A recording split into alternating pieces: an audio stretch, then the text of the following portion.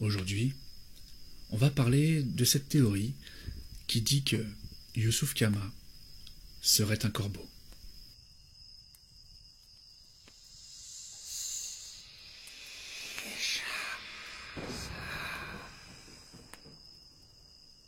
Pour comprendre cette théorie, il faut remonter dans l'enfance de Youssouf Kama. La mère de Youssouf, Lorena Kama, a été kidnappée sous l'emprise d'un sortilège impardonnable, l'Imperium, utilisé par l'ignoble ancêtre de Bellatrix Lestrange, Corvus Lestrange, et sous les yeux de son fils, Youssouf, durant ses plus jeunes années. Lorena est décédée en donnant naissance à une fille, qui est donc la demi-sœur de Youssouf, Leta Lestrange. Son père, Mustafa Kama, s'est laissé mourir à la suite de ces événements tragiques, mais juste avant son dernier soupir, sur son lit de mort, il demanda à son fils de venger sa famille en privant Corvus Lestrange de la chose qu'il aime le plus au monde. Mais cette demande n'était pas qu'une simple requête. Mustapha a fait jurer à son fils de venger sa famille à l'aide d'un serment inviolable. Comme celui utilisé d'ailleurs par Severus Rogue et Narcissa Malfoy Lestrange quelques années plus tard. Bien que ces éléments passent un peu rapidement dans le film, on parle bien d'un kidnapping, d'une séquestration, de l'utilisation d'un sortilège impardonnable et d'un viol sur plusieurs femmes. Youssouf, maintenant orphelin, se doit de tout faire pour venger sa famille. Sinon, il en mourra. Il passera donc toute sa vie à préparer sa vengeance. Terré dans les égouts de Paris, à récolter des informations sur les Lestrange afin de trouver ce que Corvus aime le plus au monde. Il finit par découvrir que Corvus a un fils et qu'il devra le tuer pour honorer son serment inviolable. Je vous laisse imaginer dans quel état d'esprit est Youssouf. Privé de famille, d'amis, d'enfance, rongé par la haine et obsédé par la promesse qu'il a faite à son père.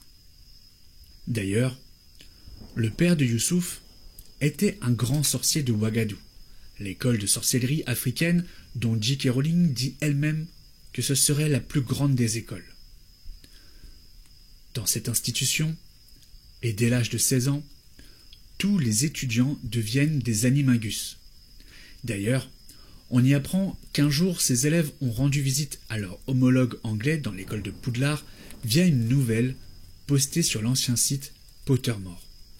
Dans cette nouvelle, on y découvre que les élèves de Poudlard ont été pris d'un mouvement de panique lorsque tous les sorciers de Ouagadou se sont transformés en animaux. Il y avait des bisons, des girafes, des éléphants, des panthères, etc. Il ne fait donc aucun doute que Youssouf a hérité de ses capacités et aurait le pouvoir d'être un animagus. D'ailleurs, plusieurs éléments viennent renforcer cette théorie. Youssouf est capable d'apparaître n'importe où et de façon très soudaine. On pense par exemple au moment où il poursuit Tina Goldstein à Paris.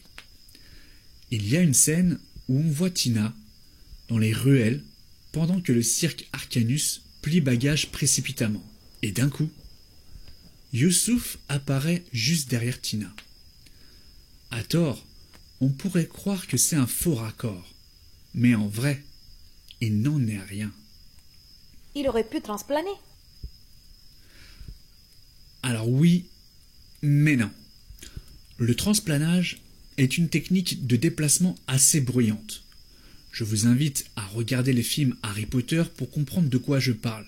Et si vous écoutez attentivement la scène du film où Youssouf apparaît derrière Tina, vous remarquerez qu'il n'y a aucun bruit de transplanage. Il est donc apparu subitement et par un autre moyen. D'ailleurs, si vous regardez cette scène, soyez attentif à la démarche de Youssouf lorsqu'il vient d'apparaître à l'écran. Sa posture n'a rien d'humain et ressemble bien plus à celle d'un volatile. Il y a également cette fameuse plume qui orne le chapeau de Youssouf. C'est probablement l'indice le plus flagrant de cette théorie. C'est une plume sombre et usée, tout comme le personnage qui la possède, et qui, inexorablement, recherchera à revenir à sa place si celle-ci est séparée de son propriétaire.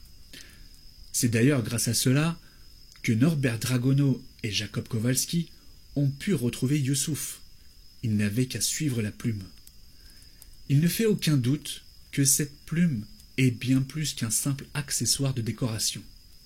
Rien n'est laissé au hasard et cette plume est vraisemblablement une partie de lui-même. Bon, d'accord. Youssouf est un animagus oiseau. Mais pourquoi tu dis que c'est un corbeau? Je vous l'ai dit. Youssouf est obsédé par ce serment inviolable.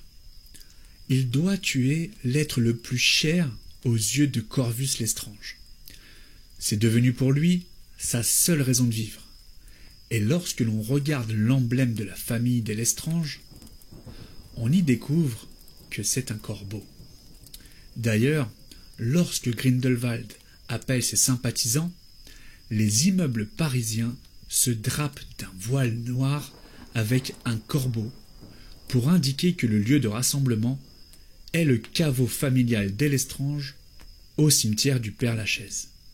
Lorsque Youssouf a dû choisir quel animal il voulait utiliser pour un animagus, plusieurs raisons l'ont donc poussé à choisir le corbeau. Évidemment, par obsession. En tant qu'animal totem de Lestrange, on peut imaginer que les membres de cette famille ne doivent pas faire de mal au corbeau, un peu comme dans les traditions africaines que connaît parfaitement Youssouf.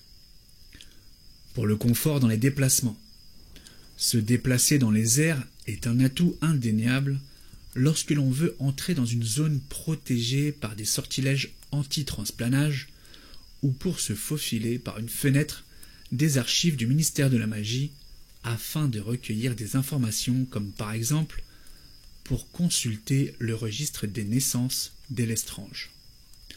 Enfin, en tant que corbeau, Youssouf pouvait approcher plus facilement sa cible et ainsi l'assassiner.